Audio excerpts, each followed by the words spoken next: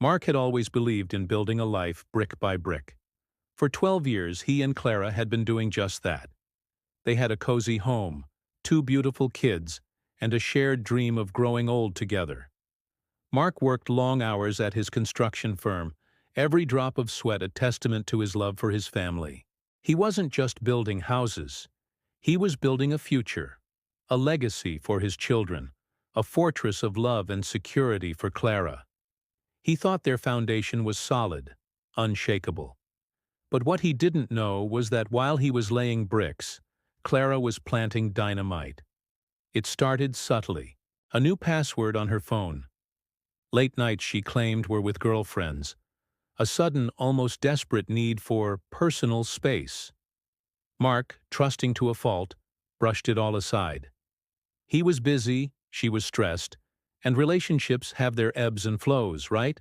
He'd come home, tired but happy, eager to share a story about his day, only to be met with a distracted nod and the glow of her phone screen reflecting in her eyes. He'd suggest a family weekend, and she'd have a pre-existing plan he knew nothing about. The distance between them grew from a crack to a chasm, yet Mark kept trying to bridge it, blissfully unaware he was the only one on the construction crew. The day it all shattered was ordinary. A Tuesday. Mark came home early to surprise the kids. He walked in, a toy dinosaur for his son and a storybook for his daughter tucked under his arm. But the house was silent. Too silent. A strange car was parked in their driveway, a sleek sports car that screamed of money he knew they didn't have. A cold dread, heavy and unfamiliar, settled in his stomach. He pushed the front door open, calling out Clara's name. No answer. He walked towards their bedroom, his heart pounding a frantic rhythm against his ribs, and that's when he heard it. A man's laugh, low and unfamiliar, intertwined with his wife's. He froze, his hand on the doorknob. The world seemed to tilt on its axis. Every shared memory, every whispered promise, every sacrifice he'd made. It all flashed before his eyes, tinged with a new, sickening light. He had spent over a decade building their life, piece by painstaking piece. He had poured his heart, his soul, his entire being into the foundation of their family. And in that single moment, hearing those sounds from behind his own bedroom door, he realized she had just taken a wrecking ball to it all. It didn't take years to destroy a life. Sometimes all it took was a few careless minutes. He backed away from the door, silent as a ghost. The toys fell from his grasp, landing softly on the carpet. He didn't confront them. What was the point? The evidence was clear, the betrayal absolute. He walked out of the house, got into his truck, and just drove. He didn't know where he was going, only that he couldn't stay in the ruins of the life he thought he had. The fortress he had so carefully constructed had been breached from the inside. The years of hard labor, the calloused hands, the sleepless nights spent worrying about finances, all of it felt like a cruel joke. In the days that followed, the truth came out in a torrent.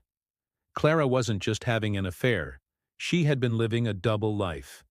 The man was a wealthy client from her part-time job, someone who offered her the excitement and luxury Mark's steady, calloused hands couldn't.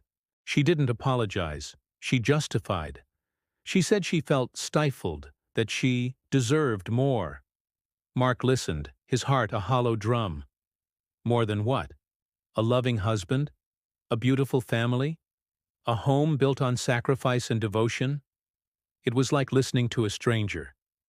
The woman he had loved, the mother of his children, was gone, replaced by someone he didn't recognize. The legal battle was brutal. Clara, guided by her new partner, went after everything. The house Mark built, the savings he'd accumulated, even trying to limit his time with the kids. It was a vicious, calculated demolition of not just their marriage, but of him as a person. She tried to paint him as an absent husband, a workaholic who cared more about his business than his family. It was the ultimate betrayal, using his devotion as a weapon against him. For a while, Mark felt himself crumbling. The weight of it all was suffocating. How could someone you loved so deeply turn into your greatest adversary? But then, something shifted.